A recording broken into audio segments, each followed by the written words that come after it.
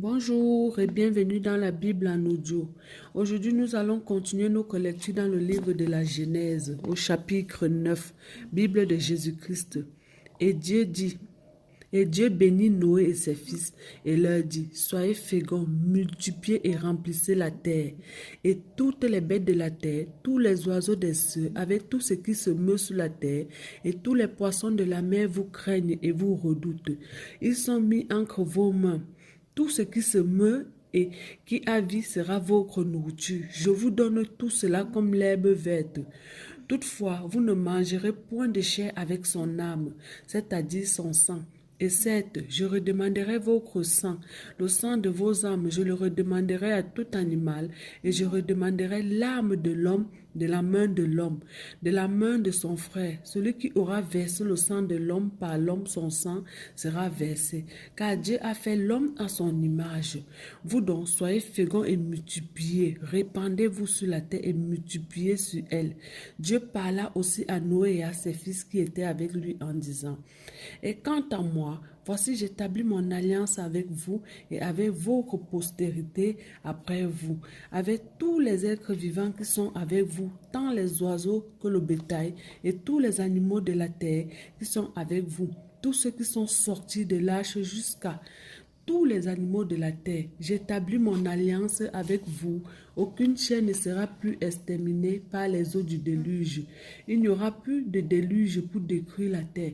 Puis Dieu dit, voici le signe de l'alliance que j'établis entre moi et vous et tous les êtres vivants qui sont avec vous, pour les générations à toujours. J'ai placé mon arc dans la nuée et il servira de signe de l'alliance entre moi et la terre.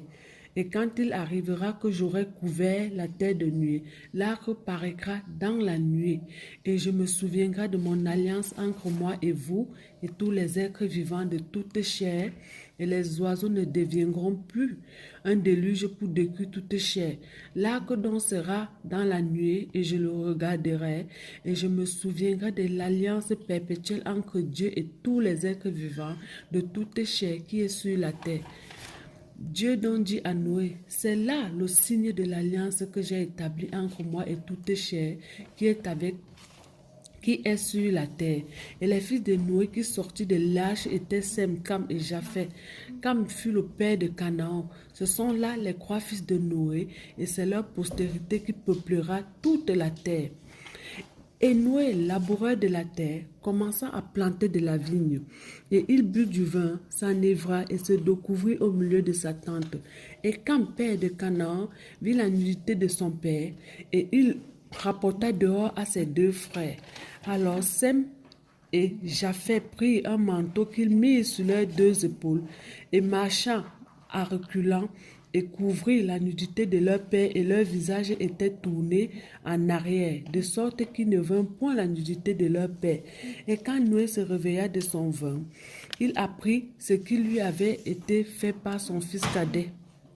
C'est pourquoi il dit, maudit soit Canaan, il sera esclave des esclaves de ses frères. Il dit aussi, béni soit Yahweh, Dieu de Sem, et que Canaan soit leur esclave, que Dieu étende en douceur Japheth et qu'il habite dans les tentes de Sem, et que Canaan soit leur esclave.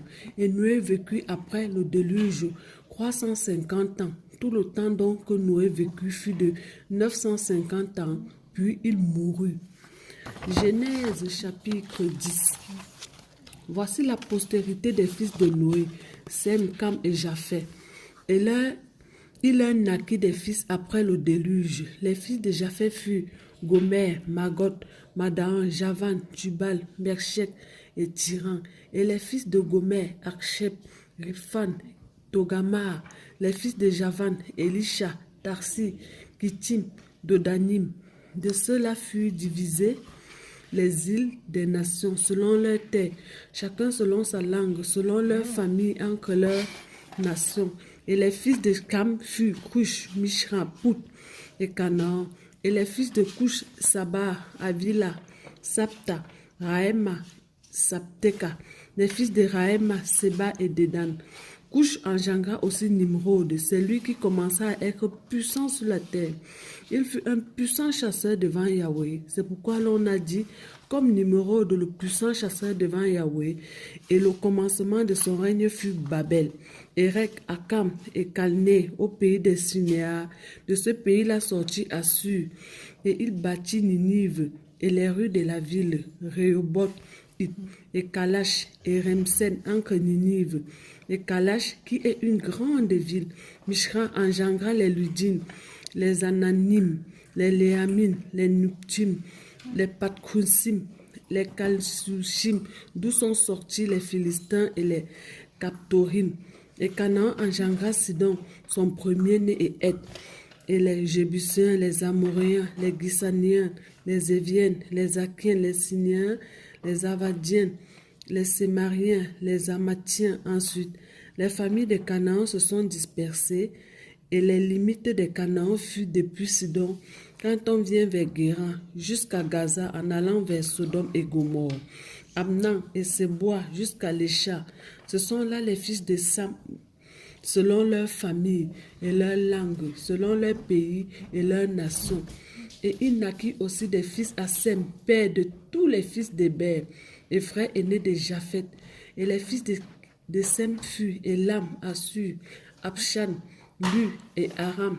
Et les fils d'Aram, Ud, Ten, Gétan, Absan engendra Shelah, et Shelah engendra Héber, et il naquit Héber, deux fils. Le nom de l'un était Pélec, parce que de son temps, la terre fut partagée, et le nom de son frère était Joktan. Et Joktan engendra Almoda, Shélep, Al-Samavek, Jérak, Adoram, Uzak, Dikla, Obal, Abimaël, Seba, Ophir, Avila et Jopa. Tous ceux-là sont les fils de Jotam, et leur demeure était depuis Mécha, du côté de Séphar, jusqu'à la montagne de l'Orient. Ce sont là les fils de Sem, selon leur famille, selon leur langue, selon leur pays et selon leur nation. Telles sont les familles des fils de Noé, selon leur lignée, selon leur nation, et de ceux-là ont été divisées les nations sur la terre.